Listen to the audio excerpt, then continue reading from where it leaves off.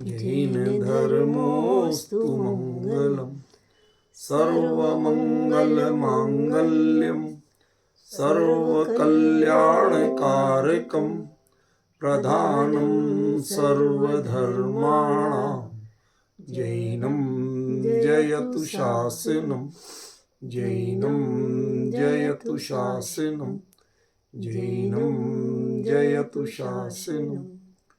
यह आचार्य मानतुंग स्वामी द्वारा विरचित आदिनाथ स्तोत्र है, जिसे हम भक्तामृत स्तोत्र के नाम से भी जानते हैं। इसका 10वां छंद अपना चल रहा है। पहले मंगलाचरण का छंद पढ़ लें, ये छंद पढ़ लें, फिर इस पे चर्चा शुरू करेंगे। भक्तामर प्रणत मौलिमणि प्रभाणा मोद्योतकं दलित पाप तमोवितानं सम्यक् प्रणम्य जिन पादयुगं युगादा वालम्बनं भवजले पतितां जनानां नात्यद्भुतं भुवन भूषण भूतनाथ भूतैर्गुणैर्भुवि भवन्तमभीष्टुवन्ता तुल्या भवन्ति भवतो ननु तेन किं वा भूत्याश्रितं ययनात्मसमं करोति। शब्दार्थ लेते हैं पहले। अति अद्भुतम न, बहुत अधिक आश्चर्य की बात नहीं है, अद्भुत बात नहीं है। किसको संबोधन कर रहे हैं? भुवन भूषण, हे भुवन के भूषण और भूतों के नाथ। भूत माने प्राणी मात्र, जो जिन जन्म मरण कर रहे हैं वो सभी। यहाँ तक चर्चा अपनी चल गई थी। आज चर्चा का विषय है भूतैर्गुणैर्भुवि भवन्तमभीष्टुवन्त। ये पूरी पंक्ति एक साथ ही चलेगी, एक साथ ही अर्थ होगा। भूतैर्गुणै, भूतों के गुणों से, भुवि लोक में, भवंतम आपके लिए, अभीष्टुवंत जो आपके लिए अभीष्ट हैं, ऐसे। तुल्या भवंती भवतो, क्या आपके समान कोई और तुल्य हो सकता है? किम वा, हो सकता है। भूत्याश्रितम यह नात्म समम करोति, क्योंकि आश्रितम भूतम, जो आपके आश्रित भूत हैं, भूत माने प्राणी, न आत्म समम करोति, उनको अपने समान करने वाला आपके जैसा और कोई दूसरा नहीं है। शब्दार्थ हुआ। थोड़ा सा हम एक एक शब्द पर केंद्रित हों। पहला शब्द है भूतैर्गुणैः। थोड़ा इधर भी देख लें, इसमें दिया है भूतैर्गुणैः, भूतों के गुणों से। देखो, यह एक बहुत बड़ा प्रहार है, चोट है। किनके लिए? जो अवतारवाद मानते हैं। क्या मानते हैं? अवतारवाद मानते हैं। माने भगवान तो बने बनाए हैं, जब उनकी मौज होती है, मूड आ जाता है, तो अवतार ले लेते हैं किसी ना किसी रूप में, नाम दे देते दुनिया को सीखने सिखाने का। और बाद में जब मर्जी होती है तो छोड़ छाड़ के यहाँ से वापस जाके अपने बैकुंठ में विराज जाते हैं। ये जो चीज है, इस कॉन्सेप्ट के लिए माने भगवान को भी मूड होता है, वो भी खेल क्रीड़ाएं करते हैं, नाटक अभिनय करते हैं। ये भगवान का स्वरूप है क्या? क्या भगवान इसके लिए बना जाता है? या आप सबसे ज्यादा पावरफुल हो तो इसके लिए हो? ये बड़ा भारी एक प्रश्न था। भगवान हमेशा अति मानवीय शक्तियों से युक्त क्यों होते? आपको स्पेशल पावर क्यों? आप अपने पावरों का यूज करके कुछ भी कर लेते हो। जितना हम जैसा दिखते हो वो आप एक अभिनय में करते हो, आपकी वो स्वाभाविकता नहीं। ये मानते हैं ना? जितने भी अवतार हो, हम कोई नाम नहीं लेना चाहते, जितने भी अवतार हैं उनको यही तो मानते हैं आप कि भाई वो तो हमें दुनिया को सिखाने के लिए हमने ऐसा किया, लीला की, क्रीड़ा की, अन्यथा तो हम तो बने बनाए भगवान थे। इस मानसिकता को तोड़ने के लिए कि कोई भी हमारे यहाँ जो आराध्य है, परमात्मा है, वो दुनिया के मनोरंजन के लिए या दुनिया को सुधारने के लिए या सिखाने के लिए मूड हुआ तो अपने चले आए, किसी के यहाँ जन्म ले लिया, कुछ खेल कर लिए और उसके बाद वापस जाके अपने अपने लोक में विराजमान हो गए। ऐसा हमारे यहाँ स्वरूप नहीं। भूतैर गुणै, वो भी सामान्य व्यक्ति की तरह जन्म लेते। युगल जी ने अपनी कविता में जो भगवान महावीर के प्रति है उसमें क्या लिखा है, रे मानव की तरह तुम्हारा जन्म हुआ। कैसे जन्म हुआ था? आम मनुष्यों की तरह। आप भी कह सकते हैं, प्रश्न करना चाहिए कि आपके यहाँ भी तो तीर्थंकरों का जन्म होता है, कितने कल्याणक मनाए जाते हैं, इतना सब आडंबर होता है। कहिए आप लोग, हमें कोई ऐतराज नहीं है। वो तीर्थंकर 24 होते हैं और हमारे यहाँ भगवान अनंत। बाकी जितने जन्म लेते हैं भाई किसी किसी के 22 लाख कुछ स्पेशल योग होते हैं, लेकिन वो भी अवतार नहीं लेते। दूसरे जैसे कोई अरबपति खरबपति के यहाँ जन्म ले तो उस बच्चे का बर्थ सेलिब्रेशन होता है। इसका मतलब ये तो नहीं कह सकते कि भाई आम व्यक्ति की तरह जन्मा नहीं था। दो बातों का अंतर ख्याल में है। क्या कहा, फिर से ध्यान दीजिए। एक व्यक्ति अरबों खरबों के संपत्ति में जन्म लेता है, सेलिब्रेशन होते हैं। वो सेलिब्रेशन होने का मतलब ये नहीं है कि उसकी अपनी मर्जी से उसने जन्म ले लिया, अपनी मर्जी से कुछ भी कर लिया। उसका जन्म तो भूतैर गुणै आम व्यक्ति की तरह ही होता। दूसरे लोग वह अरबों में खेलता हुआ पैदा होता है, उसकी बर्थ सेलिब्रेशन मनाई जाती है, मिठाइयाँ बांटी जाती हैं, कपड़े बांटे जाते, पता नहीं क्या क्या होता है, लेकिन इससे उसके जन्म लेने का तरीका बदल जाता है क्या? वह माता पिता के उसी नॉर्मल प्रोसेस से पैदा होता है कि कोई स्पेशल प्रोसेस से पैदा होता है? बात समझ में आई? भूतैर गुणै क्या बता रहा कि जैसे आम मनुष्य जन्म लेते हैं ऐसे ही आपका भी जन्म हुआ था। आप एक आम व्यक्ति थे, आप कोई स्पेशल नहीं थे, खास नहीं थे। समझ में आया? सुपर पावर के साथ नहीं थे। ठीक है, आप सामान्य व्यक्ति की तरह जन्मे थे। पूरे विश्व में यह कॉन्सेप्ट किसी धर्म में नहीं, चाहे क्रिश्चियनिटी हो, ईश्वर का ही अवतार, उनका पुत्र कहो, जो मतलब कुल मिला के आपने मूल में बना बनाया ईश्वर माना। उसने जो कुछ भी क्रियाएं की वो लोक रंजन या दुनिया, आप सुधारना कह लो, जो भी कह लो, उनके लिए की, लेकिन उसने अपने आप को अपग्रेड नहीं किया। क्यों? कि वो तो परिपूर्ण था, वो अपग्रेड क्या होता? जो स्वयं पहले से परिपूर्ण है उसे अपग्रेडेशन की जरूरत ही क्या है? डिफरेंस समझ में आ रहा?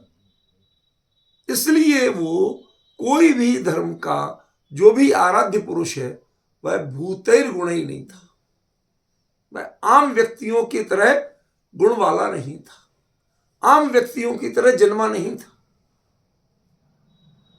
समझ में आया? आम व्यक्तियों की तरह पावर उसमें जो सामान्य प्रक्रियाएं होती हैं, सर्दी जुकाम बुखार और दुनिया की तकलीफें, वो उसमें नहीं होती। वो सब सुपर पावर की तरह थी। लेकिन हमारे यहां कहा गया कि 24 तीर्थंकरों के पुण्य को छोड़ दो, वो पुण्य की बात है, लेकिन वो भी सामान्य व्यक्ति की तरह जन्मे थे। उन्हें भी पुरुषार्थ करना पड़ा था, उन्हें भी महान बनना पड़ा था। दुनिया के जितने भी अवतारी पुरुष हैं उन्होंने कभी तपस्या की हो तो बता दो, सेल्फ अपग्रेडेशन के लिए कोई प्रोसेस की हो तो बता दो। उन्होंने सिर्फ अभिनय किया ताकि दुनिया के लोगों को कुछ सिखा सके। हमें आप में कमी लगी, हमने आपको आपका लेवल बदलने की बात की, आपको अपग्रेड करने की बात की, लेकिन किसी ने कभी कहीं उपदेश दिया हो कि आम आदमी भी भगवान बन सकता है और उसकी प्रोसेस बताइए तो बता दो, वो किसी के पास नहीं। ये एक शब्द नहीं है, यह पूरी दुनिया के जितने धर्म हैं उनको एक पड़ले पर रखना और जैन धर्म की विशेषता को एक पड़ले पर रखना, ये उसकी बाकायदा सीमा रेखा बनाना। हमने इस चीज को नहीं पहचाना। हमने किस चीज पर जोर दिया कि जो आप जगत के जीवों को अपने समान बनाते हो, ये आपने कितनी सामान्य बात कह दी। पहले ये बताओ कि तुम सामान्य थे और सामान्य से सर्वोच्च बने, पहला काम ये था। इसको किसी ने नहीं स्वीकारा। उनके जितने आराध्य हैं, उनके जितने महापुरुष हैं, वो अवतारी थे, वो बने बनाए थे, वो अपनी ग्रेड से नीचे आके हम जैसे खेल किए थे। उन्हें आम व्यक्ति की तरह जन्मना ये उनकी क्रीड़ाएं थी, ये उनकी परिस्थिति नहीं थी। जैन दर्शन अकेला कहता है कि यहां हमारे यहां जो भी भगवान बनते हैं वो बेसिकली एक आम आत्मा होते, आम प्राणी होते हैं, आम जीव होते हैं। उन्हें पूरी अपने आप को अपग्रेडेशन की प्रोसेस करना पड़ती है। इसलिए चाहे तीर्थंकर हो, चाहे सामान्य भगवान हो, हमारे यहां जो 14 गुण स्थानों की प्रक्रिया है, श्रेणी आरोहण की प्रक्रिया है, तप साधना की प्रक्रिया है, सबको करना पड़ी, सबके लिए कॉमन है, किसी के लिए एक्सेप्शन नहीं है। कोई अपवाद हो तो बता दो, बताओ। आदिनाथ इतने महान थे, उसके बावजूद 1000 साल तप किया था कि नहीं किया था? क्यों किया था भाई? और कब तक किया था? कि जब तक उतने 4 घातीय कर्मों के अभाव की प्रक्रिया पूरी नहीं कर ली। और उनके बेटे भरत ने अंतर्मुहूर्त प्रक्रिया करना पड़ी, बिना प्रक्रिया के नहीं हुआ। समय कितना लगा ये इंपॉर्टेंट नहीं, प्रोसेस इंपॉर्टेंट। यदि इस तरह से आप देखेंगे कि खाली समय से महान हो गए तो भरत वह आदिनाथ से महान हो जाए, लेकिन ऐसा नहीं। समझ रहे ना आप? अच्छी तरह जानते हैं ना कि भरत आदिनाथ से महान नहीं थे, सब समान थे। हमारे यहां महान बनने की प्रक्रिया भी समान है, समय समान नहीं है लेकिन प्रक्रिया समान है। इन पॉइंटों को लोगों ने इस स्तोत्र में समझे ही नहीं। मानतुंगाचार्य क्या कह रहे हैं उस पर किसी ने फोकस नहीं किया। पतित जनों को निज सम करते, ये हिंदी अनुवादों में बहुत कुछ कबाड़ा किया गया। असली चीजों को पकड़ ही नहीं पाए तो अनुवाद क्या करते? बाबूजी ने जो लिखा, रे मानव की तरह तुम्हारा जन्म हुआ है, राजघराने में जन्मे यह बड़ी बात नहीं, महलों में रहकर भी मानव गिर जाता है और सुमन कांटों में पलकर खिल जाता है। ये जो बात कही है ये पूरा इसका भाव खोला है। ये जैन दर्शन का बेस कॉन्सेप्ट है, समझ रहे कि नहीं? ये बेस कॉन्सेप्ट है। क्या मानता है जैन दर्शन कि यहां कोई भी महापुरुष, कोई भी परमात्मा वह अवतार नहीं लेता है, उसका जन्म एक आम आदमी की तरह ही होता है। उसे आत्मिक विकास की प्रक्रिया सबको समान, समय किसको कम लगता है किसको ज्यादा लगता है this is not important, but process सबको वही करना पड़ती है। एक अवतारी पुरुष ने जो प्रक्रिया की जीवन में, दूसरे ने की वही नहीं की। सबकी कथाएं भिन्न भिन्न हैं, किसी के जीवन में साधना आई नहीं। एक महापुरुष के अवतारी जो मानते हैं उनके जीवन में यदि साधना की प्रक्रिया आई हो और वो समान हो तो हम मान लें कि आपका धर्म एक है, आपका दर्शन एक है, आपका कॉन्सेप्ट एक है। जैन धर्म वो एक है। क्यों? क्योंकि 24 से लेके अनंत तक जितने महापुरुष हुए सबने एक ही प्रक्रिया का पालन किया। पहले पालन किया, तब दूसरों को उपदेश दिया, तब बताया। वहां जब बने बनाए पैदा होंगे तो वो पालन नहीं करेंगे, और जो पालन नहीं करेंगे तो जितनी तुम कहानियां करते हो, लीलाएं करते हो, लोग लीलाएं सीखी, लोगों ने भगवान बनने की प्रक्रिया नहीं सीख पाई।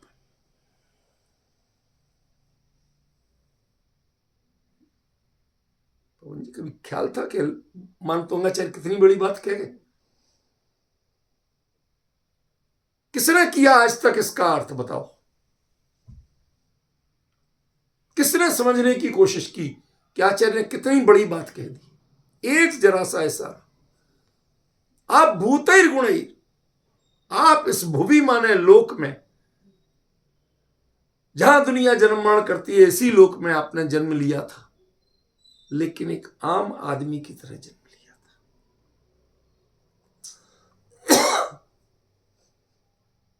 डिफरेंस ख्याल में आ रहा है? ये एक बहुत बड़ा कॉन्सेप्ट है रूपल वैन। ये छोटी बात नहीं, बहुत बड़ी बात है। क्या कह दिया आचार्य ने? हम आपको मानते हैं, पूजते हैं। क्यों पूजते हैं? कि आपने खाली उपदेशबाजी नहीं की। वो लॉजिक देते हैं, साहब फला युग में ये कमियां थी लोगों में तो भगवान ने ऐसी लीला कर दी, इस युग में ये कमी थी तो भगवान ने ऐसी लीला कर दी। क्या? दिल्ली में ही हमारे एक मित्र हैं, वो संघ के बहुत बड़े कार्यकर्ता भी हैं। उनसे मैंने ऐसे ही पूछा, पहले आना जाना था, मिलना जुलना था, आजकल भी है पर अपेक्षाकृत कम है, क्योंकि वो भी अपने बिजी हैं, हम भी अपने काम में बिजी। तो पहले जब जाना आना था तो वो गाड़ी भेजते थे अक्सर लेने के लिए, भाई साहब जरा आ जाओ, भाई साहब जरा आ जाओ। जाता था तो मैं देखता था ड्राइवर बदलते रहते हैं, लेकिन हर ड्राइवर का नाम राम ही होता है। तो मैंने उससे पूछा कि भाई ड्राइवर से, भाई तेरा नाम क्या है असली? तो वो कहता राम। मैंने कि मान लिया राम है, तेरा असली नाम क्या है? तू चौथा ड्राइवर है जिसका नाम राम है, सब ड्राइवर राम नाम के कैसे मिल सकते? उसने कहा बाबूजी नाम तो हमारा मोहन है, लेकिन राम कहते हैं, साहब ने कह दिया राम ही होता है। कि क्यों? हमने उनसे पूछा, नहीं भाई साहब ऐसा क्यों करते हो? कहते हमें अपने घर की बहू बेटियों को अकेले भेजना होता है गाड़ी में, मोहन के साथ कैसे भेज दे? मतलब आपके दो आराध्यों के चरित्र नहीं मिल रहे हैं, चित्र नहीं मिल रहे हैं, साधना की पद्धति नहीं मिल रही है, व्यक्तित्व नहीं मिल रहे। आपके दो आराध्य एक जैसे नहीं हो सके, और हमारे 2400 से लेकर अनंत तक सारे आराध्य एक चित्र है, एक चरित्र है, एक साधना की पद्धति है। यह दर्शन का कॉन्सेप्ट होता है कि कौन दर्शन है और कौन दर्शन नहीं है। आपने कथाएं तो गढ़ी हैं, लेकिन चरित्र नहीं गढ़ा है। आपके आराध्य भिन्न भिन्न चित्रों से पहचाने जाते हैं, हमारे सारे आराध्य एक जैसे लगते। उनके लिए हमें चिन्ह देना पड़ते, व्यक्तित्व से उनमें कोई भेद नहीं होता। डिफरेंस समझ रहे हो? हम इतने बड़े आचार्य थे मानतू, उन्होंने जो बातें कह दी हमने उसका व्याख्यान ही नहीं किया आज तक। कोई बताने वाला नहीं है आज कि आचार्य कह क्या रहे। सामान्य सी बात है साहब, भूतैर गुणैर। What is the meaning of भूतैर गुणैर? आप सामान्य जन्म लेने वालों के गुणों से युक्त थे। आपको देखकर हमें विश्वास जगता है, अन्य सामान्य जीवों को विश्वास जगता है कि हां यदि ये कर सकते हैं तो हम भी कर सकते हैं। वरना यदि जो लीलाएं भगवान ने कर दी, उनके पास दिव्य अस्त्र होते, आम आदमी के पास नहीं होते। आपके पास दिव्य शक्तियां होती हैं, आम आदमी के पास नहीं होती। आप दिव्य शक्तियों से लीलाएं दिखा सकते हो, हम क्या लाएं, हम कैसे करें? आप अपने आप को पूजने को मजबूर करते हो, क्यों? क्योंकि वो सुपर पावर आप लोगों के पास है ही नहीं। मीन्स आप जीवन भर भक्त रहोगे और हम भगवान रहेंगे। आपने जगत के जीवों के कल्याण का कोई रास्ता नहीं दिखाया, आपने इसी में मॉडिफिकेशन करना सिखाया। जैसे एक व्यक्ति किसी के यहां ड्राइवर लगा था, जब झुग्गी में रहता था, रहते रहते 10-20 साल बाद आपने उसको 1 BHK करा दिया, तो क्या आपके महल हो गए? वो एहसान जताया, देख कहां झुग्गी में रहता था, तेरे को बढ़िया फ्लैट बनवा दिया। उसके बावजूद है वो ड्राइवर ही, उसकी औकात नहीं बदली। छोटा मोटा लिविंग स्टैंडर्ड बदला है, पर वह आप जैसा नहीं बन गया। आपने खुद बन के दिखाया कि हम कैसे बने, ये नहीं बताया, और लोग कैसे बने ये नहीं बताया। ये अकेला विश्व में दर्शन है तो एक दर्शन है जिसके आराध्य स्वयं बन के बताते हैं, और बनने की तरीका अपने प्रैक्टिकल से भी बताते हैं और अपने शब्दों से भी बताते हैं। ऐसा पूरे विश्व में एक दर्शन, एक पद्धति है, एक आराध्य है जो जीवन में धर्म को जी के बताते हैं, जिनके धर्म अलग अलग नहीं। आपके धर्म अलग अलग क्यों होते? आज सब एक हो गए दिखाते हैं, वो सिर्फ राजनीतिक है, वरना इस देश में शैवों और वैष्णवों के झगड़े अपार थे। जैसे हमारे दिगंबर श्वेतम रूपचंद, बहुत झगड़े थे, बहुत मतभेद थे।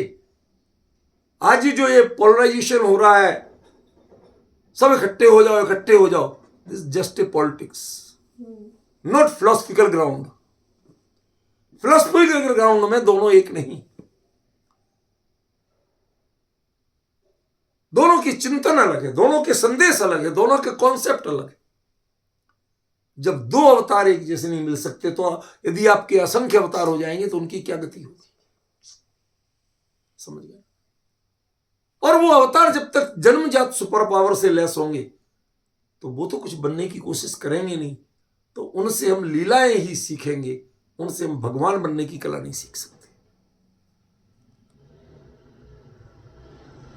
हमें ऐसा एक चाहिए कि जो खुद भी आम लोगों की तरह हो और भगवान बन के दिखाए, ताकि उसको देख के हम भी भगवान बनने का एक हौसला ला सके कि हां, आम आदमी भी भगवान बन सकता है। विश्व में लोकतंत्र यदि किसी में है, लोकतांत्रिक कॉन्सेप्ट किसी में है, तो वो सिर्फ जैन दर्शन में, किसी के पास नहीं।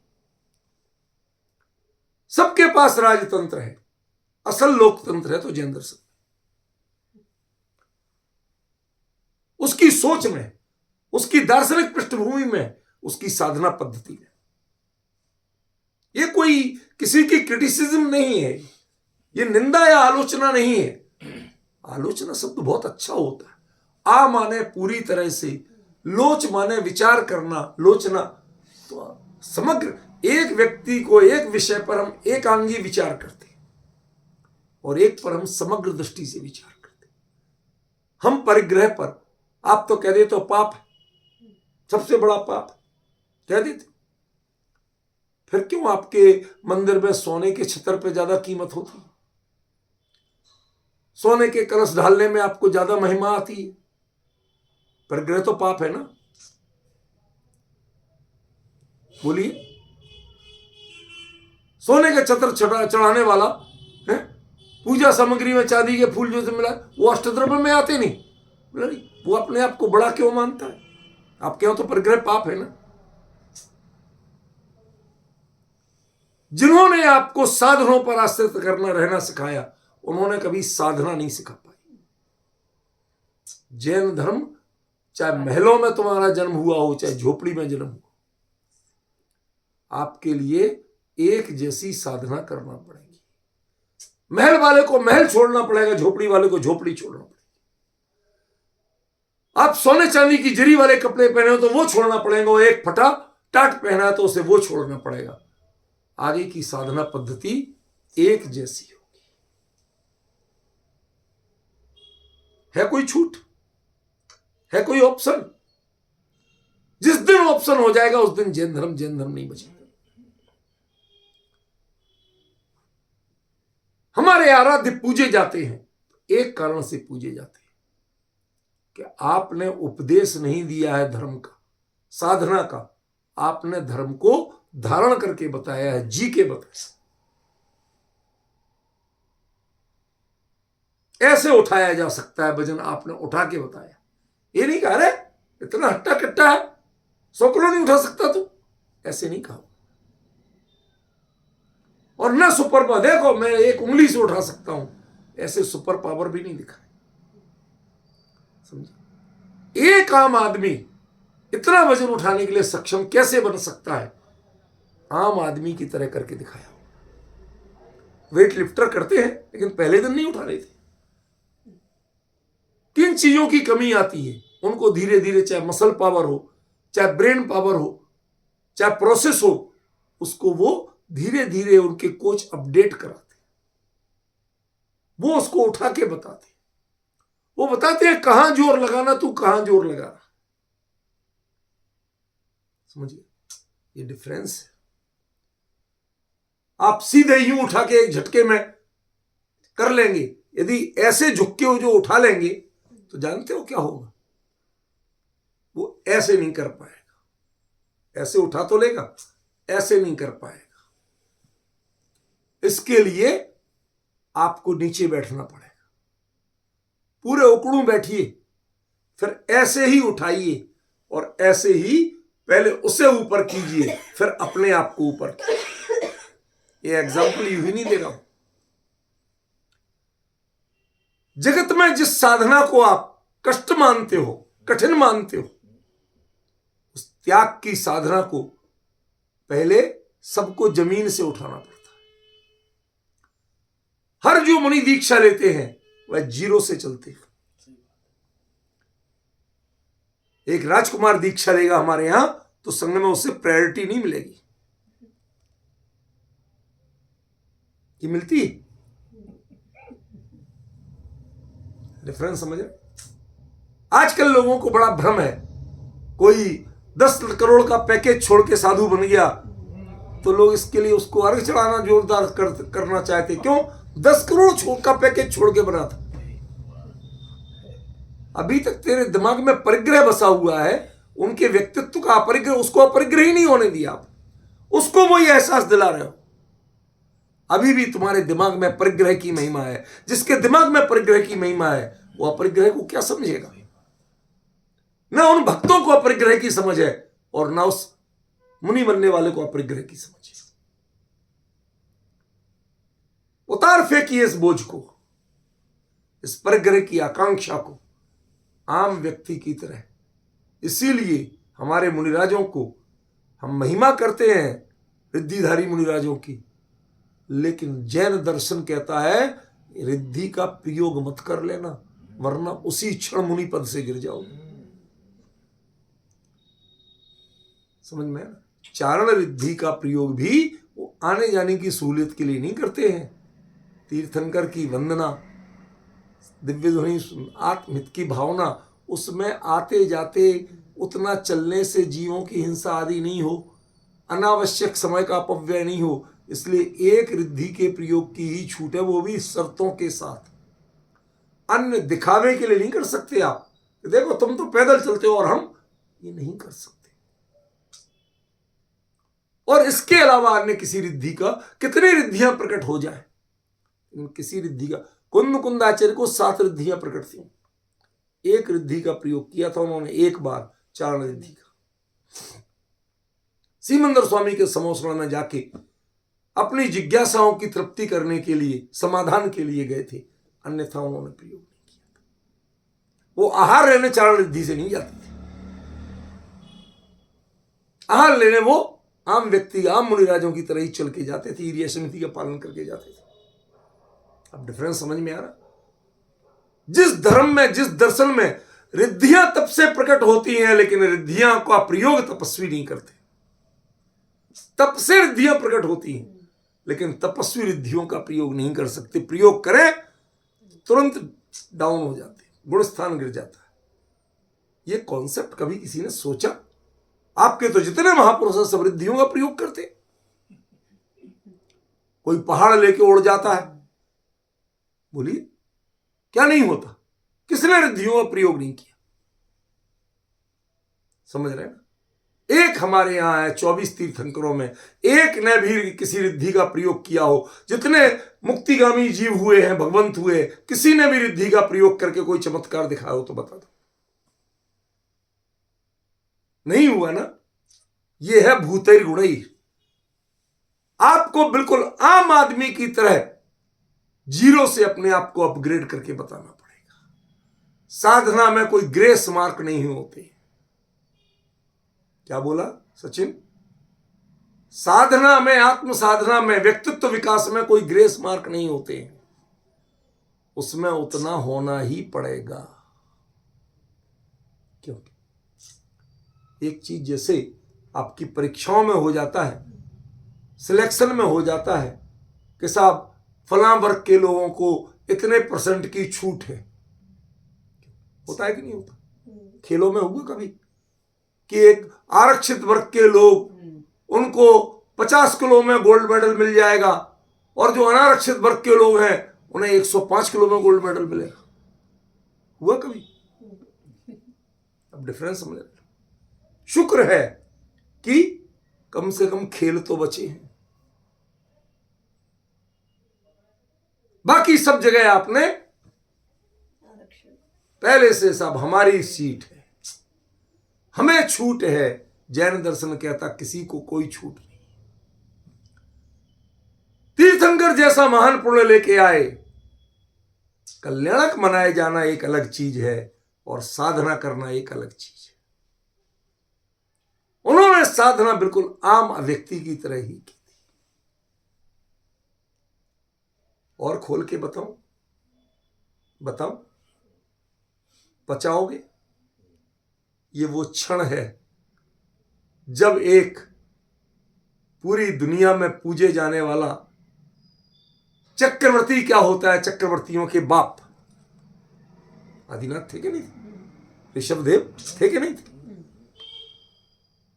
सब असी मसी कृषि वाणिज्य शिक्षा शिल्प सब सिखा दिया। सब लोग कृतज्ञ थे, चारों ओर जय जयकार थी। क्यों? माता पिता तक सम्मान करते थे जिनका, अरे साहब ऐसा बेटा हमारे यहां हुआ। ये वो क्षण है जब ऋषभदेव दीक्षा लेने जा रहे थे। आ गई बात समझ में? भूतैर गुणैः। अभी तक आप आम आदमियों से बड़े दिख रहे थे। दीक्षा लेते समय पैरों के उपाने भी उतरे, तन के वस्त्र भी उतरे, आभूषण भी उतरे, केश भी उतरे। उसमें भी कोई साधन का उपयोग नहीं किया था, हाथों का उपयोग किया था। भूतैर गुणैः। कोई रिलैक्सेशन नहीं था, कोई सुविधा नहीं थी, कोई छूट नहीं थी। उनको यदि दीक्षा लेना है तो राजपुत्रों के लिए की तरह 4 नौकर नहीं गए थे आपकी साधना कराने के लिए, कि गए थे? समझ में आ रहा है? भले ही आप तीर्थंकर हो, भले ही आप राजपुत्र हो, राजा हो, रूपल बहन कभी सोचा एक भूतैर गुणैः शब्द में क्या है? कितनी गहराई है? सारे दृश्य आपकी आंखों के सामने घूम जाना चाहिए, तब हम मानेंगे कि आपको इस शब्द का अर्थ आया। यदि आपकी आंखों के सामने इतना सब नहीं घूम रहा है, इसका मतलब आपने इस शब्द को आज तक समझे ही नहीं। बहुत प्रभावित किया मुझे बाबूजी की कविता ने। रे मानो की तरह तुम्हारा जन्म हुआ, राजघराने में जन्मे यह बड़ी बात नहीं। कोई छूट नहीं थी, बहुत वैभव में रहे, इसका मतलब तुम्हें साधना करने में जोर पड़ेगा, क्योंकि तुम्हें साधनों की आदत ज्यादा थी। एक गरीब आदमी, उसे साधनों की आदत थी ही नहीं, तो साधना करने में जोर नहीं पड़ा। कायदे से एक राजा, एक पुण्यशाली, एक वैभवशाली, वह जूनियर होता है, कमजोर होता है इस साधना पद्धति में वनस्पत एक साधनों के अभाव वाले व्यक्ति को। एक गरीब को, फटे कपड़े में रहने वाले को निर्गंत होना बहुत आसान है। उसने तो बचपन से ही ठंड सही है, बचपन से ही प्रतिकूलता सही है। नाई को देने के पैसे उसके पास थे ही नहीं, उसने तो अपने हाथ से ही एडजस्टमेंट किया है। समझ रहे कि नहीं समझ रहे? उसको ये करना बहुत आसान है, लेकिन जिनके लिए सेवकों की फौज खड़ी रहती हो, उनको अपने हाथों से सब कुछ करना, अपने पैरों से चलना और अपने अपग्रेडेशन की प्रक्रिया आत्म साधना से करना, किसी दूसरे की मदद से नहीं करना। कितना पूरा जैन दर्शन का एक जीवंत चलचित्र दिखा रहे हैं, एक शब्द में भूतैर्गुणैः। भगवान आप आम आदमी की तरह थे, आम प्राणी की तरह थे, उन जैसे ही गुणों से युक्त थे। कुछ आपने स्पेशल पावर से कोई साधना नहीं की थी। आप स्पेशल पावर का यूज करके भगवान नहीं बने थे, साधनों का उपयोग करके नहीं बने थे, साधना से भगवान। सच बताइए पवन जी, कभी इस शब्द को, इस छंद को पढ़ते समय आज के पहले कभी ख्याल भी आया था कि आचार्य क्या कहना चाहते? विश्व के सभी दर्शन एक तरफ और जैन दर्शन एक तरफ। किसी दर्शन में एक कॉन्सेप्ट नहीं है, किसी ने सबको प्राणी मात्र का समानता का सिद्धांत नहीं सिखाया। उन्होंने झुकना तो सबको झुकाया है और खुद आशीर्वाद देना सीखा है जैन दर्शन में। इसीलिए एक आचार्य ने साफ लिखा कि यदि कोई मुनिराज की आशीर्वाद की मुद्रा बना हुआ तो वह अच्छी नहीं। अभय दान अच्छा हो सकता है, आशीर्वाद अच्छा नहीं हो सकता। क्या कह रहा हूं? अभयदान की भी मुद्राएं होती और आशीर्वाद की भी होती है। जितनी ऐसी मिलती हैं प्राचीन प्रतिमाओं में, वो अभयदान मुद्रा है, वह आशीर्वाद मुद्रा नहीं। क्योंकि आशीर्वाद से अहंकार की पुष्टि होती है और अभयदान, भैया मेरे पास आके यदि निर्भय नहीं हो, मेरे से मत डरो, मेरे से डरने की जरूरत नहीं। सारे जगत के प्राणी जितने हैं वो इंसानों से डरते हैं। क्यों? सबसे बड़ा छली, सबसे बड़ा हिंसक है।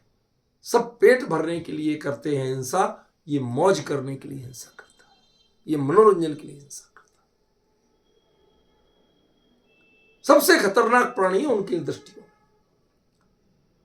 तुम मेरे से डरना छोड़ो भाई, मैं उनमें से नहीं। इसके लिए अभय मुद्रा होती है भाई, आशीर्वाद मुद्रा नहीं। आशीर्वाद मुद्रा का त्याग होता है मुनिराजों को। निषेध किया गया कि आप इस मुद्रा में चित्र नहीं निकलवा सकते। लोग पैरों में झुक रहे हैं और आप आशीर्वाद देते हुए चित्र निकलवा रहे हैं, इसका मतलब आप अभिमान की पुष्टि कर रहे हैं। यह मुनि धर्म निर्विमानता का धर्म है। आप कोई सुपर पावर नहीं हो, आपका आशीर्वाद कुछ कर देगा, ये भ्रम कैसे पाल लिया आपने? और कर क्या देगा बताइए? किसी को सम्यक दर्शन बना सकता है? दे सकता है? कर्ण लब्धि करा सकता है किसी का आशीर्वाद किसी को? छोटे मोटे ये भीख के सामग्री को आप आशीर्वाद कहते हो? किसी का हो भी गया, किसी का केस निपट गया, किसी के छोटी मोटी संपत्ति मिल गई, क्या इससे हम आशीर्वाद कहेंगे? किसके आशीर्वाद में क्या मांग रहे हैं आप? आपको पता है? आज सुबह की चर्चा आप लोग सुनना शुरू के आधा पौना घंटे, सचिन था अकेला, आप सुन के दंग रह जाएंगे। सूक्ष्मत्व और अव्याबाधत्व गुण का जो अर्थ आप आज तक जानते हैं, कतई गलत अर्थ है। सिद्धों पर, शुद्ध चैतन्य पर क्या अव्याबाधत्व होता है, क्या सूक्ष्मत्व, अभी इधर कुछ नहीं बताऊंगा, आप उसमें सुनिए, उसमें पता चलेगा। नियम सार की चर्चा में चला था। बिल्कुल अद्भुत विषय, आपने आज तक कहीं ना पढ़ा होगा ना सुना होगा वो विषय था, हम विचार ही नहीं करते। लोग क्या कहते हैं, एक में रहते या आप अनेक, तो घिस्सा घिस्सी नहीं होती है। अरे अरूपी में क्या घिस्सा घिस्सी होगी, घिस्सा घिस्सी तो पुद्गलों में होती है, औदारिक शरीर वालों में होती है, होती ही नहीं घिस्सा घिस्सी उनमें। तो उसको अव्ययवाद आपने कैसे मान लिया, उसको सूक्ष्मत्व कैसे मान लिया? क्या आत्मा का चैतन्य जो शुद्ध चैतन्य की अवस्था में जो गुण प्रकट हो रहा है, उसके लिए आप पौद्गलिक शरीरों के आधार पर लोगे? कि हम 10 लोग बैठते हैं तो घिस्सा घिस्सी होती है, सिर्फ दने को बैठ जाते उतनी जगह में तो घिस्सा घिस्सी नहीं होती? क्या यह अव्ययवादत्व है? सच बताओ, हमारे यहां चिंतन की परंपरा खत्म हो चुकी, सब रटी रटाई कोरी महिमा प्रभु का ऐसा ऐसे करते हैं जैसे उन्हीं का अवतार हो रहा हो। ये कोरी महिमा वाली बातें उसकी की जगह कुछ तथ्य सिखाओ, कुछ सत्य सिखाओ, कॉन्सेप्ट बताओ। जैन धर्म क्या है, जैन दर्शन क्या है? हमारे महापुरुषों ने, तीर्थंकरों ने, भगवंतों ने क्या आचरण करके बताया, आप वो बताने की कोशिश करो। आप सिर्फ रिद्धियां बताने की कोशिश करते हैं, रिद्धियां जैन दर्शन का पार्ट नहीं।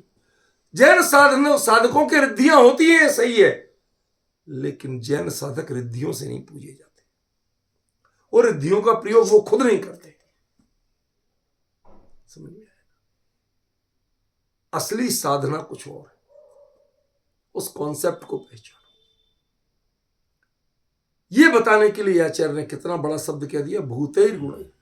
आप आम आदमी की तरह थे, आम प्राणी की तरह थे, कोई नितांत गरीब भिखारी, कुछ नहीं, घर में खाने को भी नहीं, शरीर भी काला कलूटा, पहनने को कपड़े नहीं ढंग के। बताइए, मुनि धर्म को अपनाने में कितना डिफेक्ट है उसके पास, बल्कि मोस्ट प्रोग्रेसिव है। क्यों? क्योंकि आपने तो लाद रखा है ना, आपको तो छोड़ना पड़ेगा, उसके पास है ही नहीं, छोड़ेगा क्या?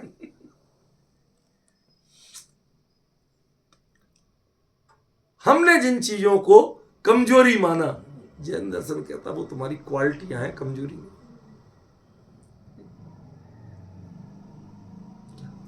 हमें बहुत कुछ याद नहीं होता, तो बहुत अच्छा, बहुत अच्छा है। याद होने लगे तो ज्ञान का उपयोग आप शब्दों को रटने में लगा दोगे पूरा जीवन, और फिर उससे अहंकार का पोषण करने में लगा दोगे। आप अहंकार के मार्ग पर जाओगे ही नहीं, ऐसे लोगों की संगति में रहोगे नहीं कि जो आपके अहंकार की पुष्टि करें, जो आपके क्षोभसम की तारीफ करें। मनुष्य जीवन में सबसे खतरनाक कोई चीज है तो वो क्षोभसम है। वो ज्ञान का ज्ञान रूप नहीं रहने देता है, रटंत विद्या को वो सारी बुद्धिमानी मान लेता है। हमारे देश में रूप रट, रामा रामो रामा रामम रामो रामा राम, क्या है ये? क्यों रटा जाए? आप कॉन्सेप्ट क्यों नहीं सीखते कि ऐसा क्यों होता? समझ में? ये रटंत विद्या कब से बुद्धिमानी हो गई? इसलिए जिसको यदि क्षोभसम नहीं है, याददाश्त अच्छी नहीं है, याद नहीं रहता, हमारे यहां वो भी केवली हो सकता, केवल रानी फटो जाओ। क्या कॉन्सेप्ट है? शास्त्र ज्ञान भी जरूरी नहीं, बड़ा कुल होना जरूरी नहीं, बड़ा पुण्य होना जरूरी नहीं है, मिल भी गया तो छोड़ना पड़ेगा, साथ लेके नहीं चल सकते। मुनि दीक्षा के बाद कोई तीर्थंकर सौधर्मेंद्र भले ही वो चमर डुलाने खड़ा रहे, लेकिन डुलवा नहीं सकते। क्यों? कि डुलवा सकते? स्वर्ग के साधन देखिए, आप पॉइंट टू पॉइंट बता रहा हूं आपको। जब तक ग्रस्त रहते हैं तब तक उनका भोजन, वस्त्र, आभूषण स्वर्ग से आते हैं। जिस क्षण दीक्षा लेते हैं उसके बाद पहली बार भूलोक का आहार ग्रहण करते हैं, अब हम साधनों पे नहीं, साधना के मार्ग पे। अब हम वास्तव में भूतैर गुणे हुए हैं।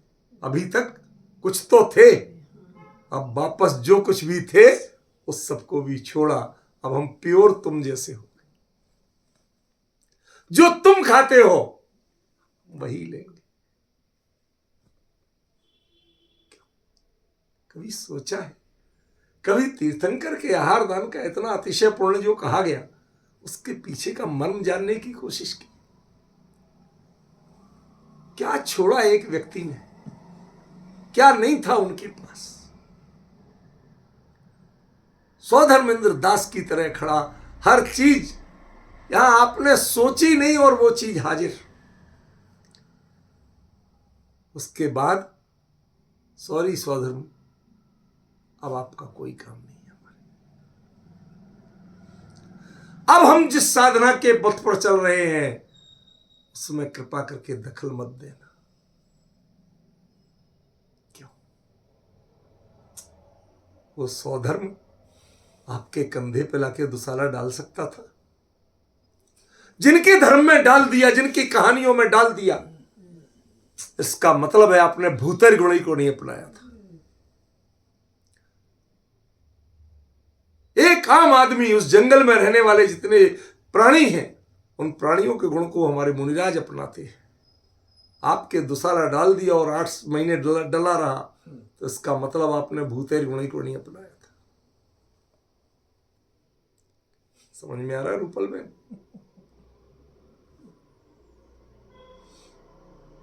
बहुत बड़ी बड़ी बातें बता रहा हूं, बहुत शॉर्ट में। समझ रहे हो आप? एक वीतराग निर्गुण दिगंबर जैन धर्म ही वास्तव में जैन दर्शन कहलाने लायक है, दूसरा कोई है ही नहीं। क्यों? क्योंकि आप साधनों पे चले गए, जबकि जैन धर्म साधना का धर्म। ये उसको कोई रिलैक्सेशन नहीं मिलता है, सबको वहीं से चलना पड़ता है, जीरो से और ऊपर जाना पड़ता है। सबकी साधना, समय एक डिफरेंट मैटर हो सकता है, लेकिन प्रोसेस डिफरेंट नहीं हो सकती। क्या कहा? किसी को एक रोटी बेलने में समय लगता है, भाई गोल बेलना है, और किसी को प्रैक्टिस होती है, वो थोड़ा आड़े तेरे से बेलन भी मारते तो गोल होती है। किसी को फुलाने के लिए बहुत प्रैक्टिस करना पड़ती है, और एक ये तड़ डालते जाते हैं तो भी हर रोटी फूलती है। किसी का खाना 15 मिनट में बन जाता है, और किसी का 2 घंटे में बनता है। ये सब डिफरेंट चीजें हैं, समय मैटर नहीं है, प्रोसेस सबकी वही होती है। यदि उसकी रोटी पलटी नहीं जाएगी, तवे पे नहीं सिकेगी, तो आंच पे भी नहीं फूलेगी। वो प्रक्रिया सब में वही होती है। फुर्ती अलग हो सकती है, प्रोसेस अलग नहीं हो सकती। भरत के फुर्ती थी, पर प्रोसेस अलग नहीं की थी उन्होंने, प्रक्रिया वही अपनाना पड़ी थी। डिफरेंस समझ रहे हो आप? ये चीज समझिए। जब तक आपको ये विश्वास नहीं होगा कि आप हमारे ही जैसे हो, और आपने हमारे ही जैसे अपने कर्मबल के क्षय करने का, अपने आप को समुन्नत बनाने का प्रयास किया, और वह प्रयास हुआ सफल। कैसे हुआ? कि ऐसे हुआ। समझ में? कुछ चीजों का मजाक बहुत उड़ाते हैं, लेकिन वह बड़ी तथ्यपरक होती है। आपको मेरा कहना शायद कुछ अनुचित लगे, क्षमा याचना के साथ कह रहा हूं। किसी एक पिक्चर में देखा, वो आके पूछता है कि तेरे को 2 कबूतर दिए थे, एक कहां गया? उड़ गया। कहीं कैसे उड़ गया? तो उसने दूसरे को छोड़ के बता दिया, ऐसे उड़ गया। अरे तुमने हाथों में बांध रखा था, बंधन छोड़ोगे तो उड़ेगा ही, वो तो बंध के रहने वाला प्राणी नहीं है। वो ऐसे ही उड़ता है। जिस समय आप इस बंधन को स्वीकार करना बंद करोगे, तो आपका चैतन्य निर्मुक्त होकर के उड़ना स्वीकार।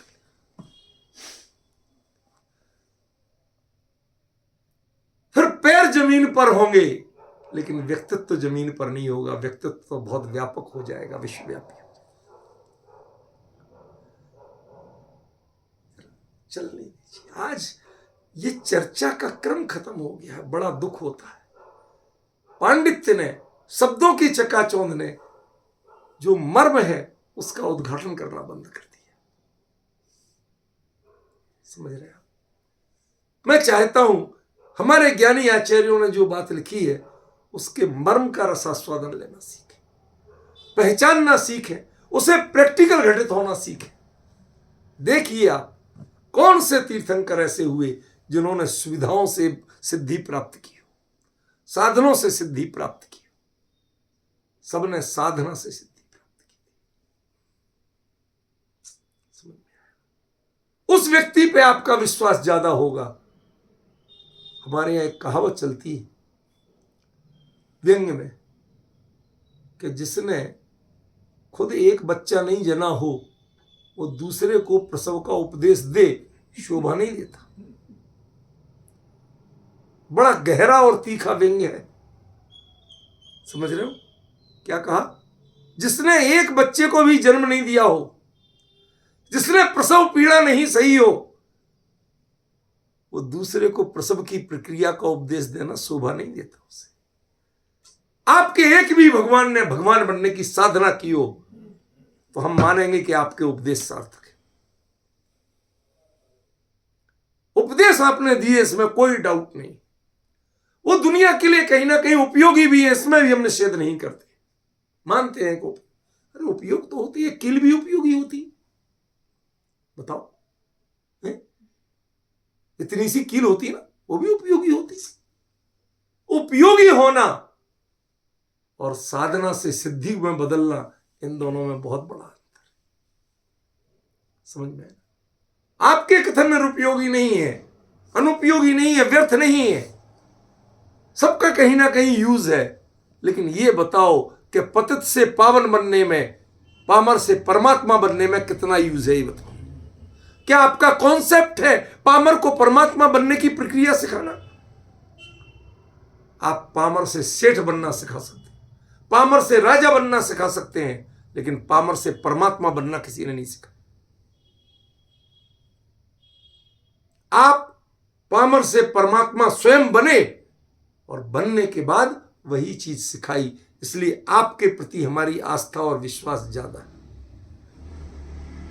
जो पहली बार प्रसूता बन रही हो उसके लिए किसकी बातें सुहाती, चाहे भले ही देरानी जेठानी की जितनी चाहे लड़ाई चलती है, क्यों रूपल में चलती है ना, जितनी चाहे लड़ाई चलती है, लेकिन उस समय दीदी जरा बताना इसमें क्या होता है, कैसे होता है, मुझे बहुत डर लग रहा।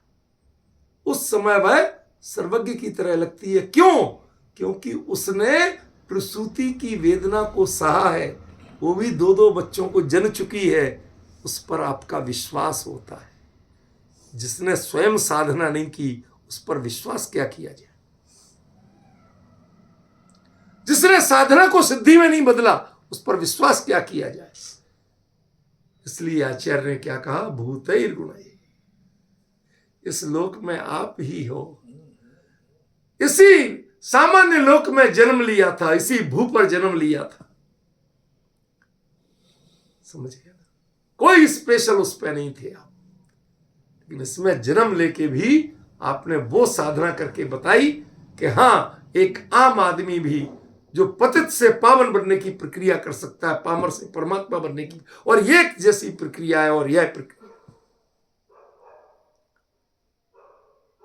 आप किसी के आशीर्वाद से नहीं बने थे, किसी ने आपको उंगली पकड़ के नहीं बढ़ाया था। मुनि धर्म में अपने चाहे 28 मूल गुण हो, चाहे अपरमत्त गुण स्थान हो, सबको अपने बल से करना पड़ता है। कोई किसी को करा के नहीं बताता। समझा सकता है पर साधना नहीं करवा सकता। साधना स्वयं की साक्षी होती है, स्वयं की सिद्धि से होती है, स्वयं के बल से होती है। वह स्वयं करना पड़ेगी, दूसरा नहीं। ये क्रिकेट का खेल नहीं है कि आपका रन देने के लिए रनर दौड़ जाएगा। क्यों? 100 मीटर की दौड़ में रनर लगा सकते हो अपनी जगह कि मेरे पेट में दर्द हो रहा है, आज रनर दौड़ेगा मेरी जगह? कर सकते हो? उसे एडमिट किया जाएगा? नहीं किया जाएगा। जैसे खेलों की ये पारदर्शिता है, वही पारदर्शिता जैन दर्शन की साधना में। कोई दूसरा तुम्हारी मदद नहीं कर सकता। आपकी साधना की सिद्धि आपको स्वयं करना पड़ेगी। इससे प्राणी मात्र में कॉन्फिडेंस जगता है। आज सब साधनों के पक्षधर हो गए, साधनों के पुजारी हो गए। साधना के पुजारी जब बनेंगे, यदि वो भावना आएगी तो सारा विश्व जैन धर्म का अनुयायी होगा। कोई रास्ता ही नहीं है, क्योंकि सबने साधना देके, साधन देके और उनको तृप्त करना सीखा है। जैन दर्शन कहता है साधना करो और परमात्मा बन जाओ। साधना से सिद्धि पाओ, किसी की कृपा और आशीर्वाद से सिद्धि होने वाली नहीं। लोग जरा जरा सी बात पे फला का आशीर्वाद ले आओ, फला का आशीर्वाद ले आओ, ये जैन दर्शन का कॉन्सेप्ट ही नहीं। हम वंदे तद्गुण लब्धे के लिए जाते हैं, हम आशीर्वाद लेने नहीं जाते। जो आशीर्वाद लेने जाते हैं, समझ लेना, उन्होंने ना साधु को जाना और ना वो जो आशीर्वाद दे के अपने आप को बड़ा मानते, उन्होंने साधु परे को नहीं जाना। ना वो साधु है और ना अपने साधु का स्वरूप जाना। श्रावक का एकमात्र वचन हो सकता है भगवान रत्नत्रय कुशल है, और उनका एक ही वचन हो सकता है धर्म वृद्धि, सद्धर्म वृद्धि। इसके अलावा का जितना डायलॉग है वो जैन दर्शन की परिधि से बाहर है। कभी सोचा है आपने?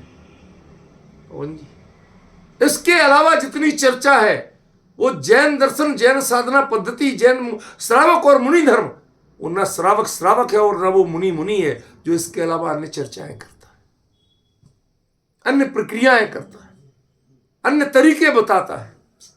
ये गंडे ताबीज तंत्र मंत्र बताने वाले ये खुद भी ठग हैं, और उनके पीछे घूमने वाले वो महा ठग है, महामूर्ख है, उल्लू बन रहे हैं और कुछ नहीं कर रहे।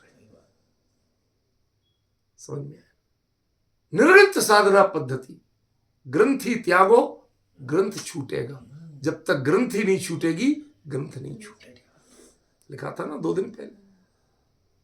समझिए, उस चीज को पहचानना सीखो।